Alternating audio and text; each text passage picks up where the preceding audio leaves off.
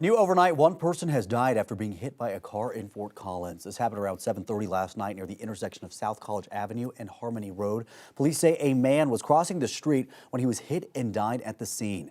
It's not clear whether the driver stayed or not. Police say the man was not using the crosswalk and they are still investigating the crash. They are asking anyone with information or surveillance video to give them a call. This morning, one person is in the hospital after two semi-trucks and a pickup crashed on I-70 near Golden. It shut down the highway for hours. Colorado State Patrol says it started with one semi hitting another. The rest of the traffic slowed down and a pickup truck then rear-ended another car. One of the semis ended up mangled in the median and the front of the pickup truck was crushed. CSP says the pickup driver is badly hurt and also getting a citation.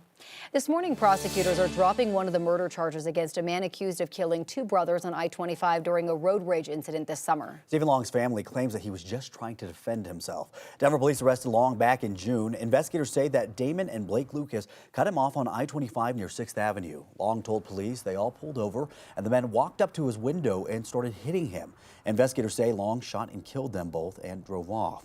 Prosecutors originally charged him with 2 counts of first-degree murder. New court documents show Denver's district attorney dropped one of those charges. We asked the DA's office why they made the change, but they did not explain.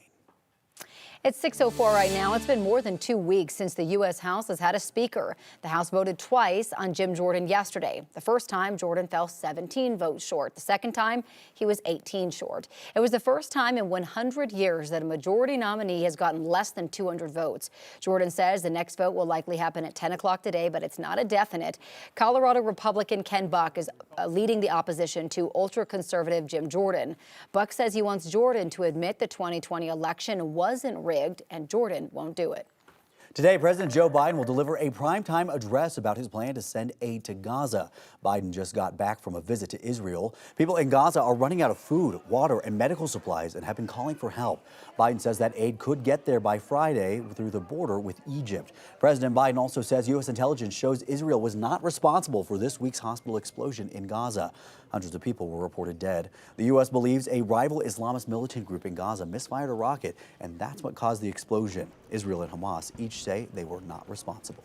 President Biden has been in touch with people from Denver about the war. He's been updating one family whose loved ones were visiting Israel when Hamas attacked. Ben Rahanan says his stepmom Judith and 17-year-old sister Natalie were kidnapped by Hamas. The hardest part is the unknown, and an even harder part is this idea that we may not know for a while. There might not be a resolution to this for weeks or months. Now, he says the U.S. and Israeli governments believe his loved ones are alive and somewhere in Gaza. This morning, new safety concerns for children in Lahaina, Hawaii after ash from the wildfires tested positive for high levels of dangerous metals. Wildfires tore through Lahaina back in August, killing almost 100 people and destroying thousands of buildings. Now, crews say there are high levels of arsenic, lead, and cobalt in the ash. The school superintendent there says they are monitoring the air and using air filters to keep students safe. In the meantime, the health department is telling people not to sift through the ash. Xcel Energy is getting $100 million from the federal government to try and make sure its equipment doesn't start wildfires. It's part of a multi-billion-dollar settlement investment through the infrastructure package passed in 2021. Xcel is providing $142 million to Colorado and 4 other states. The company is supposed to use that money to bury power lines underground, clear away trees that could hit its lines, test how well equipment holds up to strong winds, and make other changes that could stop power lines from starting fires. Xcel is still facing lawsuits over the Marshall Fire. Investigators in Boulder County blamed Xcel's power lines for starting one of 2 fires that merged into a larger fire at the end of 2021. Xcel says its equipment didn't start a fire, and even if it did, the other fire was already burning homes. It is now 6:06 on your Thursday morning, and starting next year, you might see a smaller bump in your Social Security check. The Social Security Administration announced a 3.2% increase. That's about $59 more. It's smaller than the inflation-fueled increases seniors saw over the last 2 years.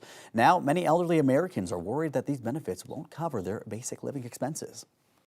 We used to be able to say, well, you know, if you can't afford beef, we'll get chicken. If you can't afford chicken, you can get pork. But right now, everything is a lot higher than it was several years ago. Now, this could affect more than 71 million Americans. In 2023, the cost of living adjustment was 8.7%, and that is the largest in more than 40 years. Netflix is raising its prices again, this time specifically for its ad-free plan. The premium ad-free plan is going up by $3, so it will be about $23 a month for that plan. The other plan with ads won't change. The least expensive will still be $7 a month.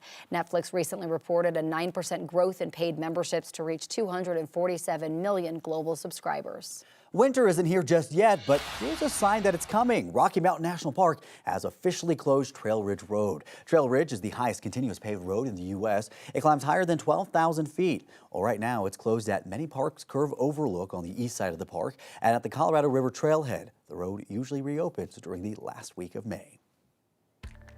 And one thing you want to know about the weather today, temperatures well above normal. After 72 yesterday, we're in the 80s along the Front Range with nothing but sunshine. Then tomorrow, sunny skies continue and temperatures even a little warmer into the mid-80s.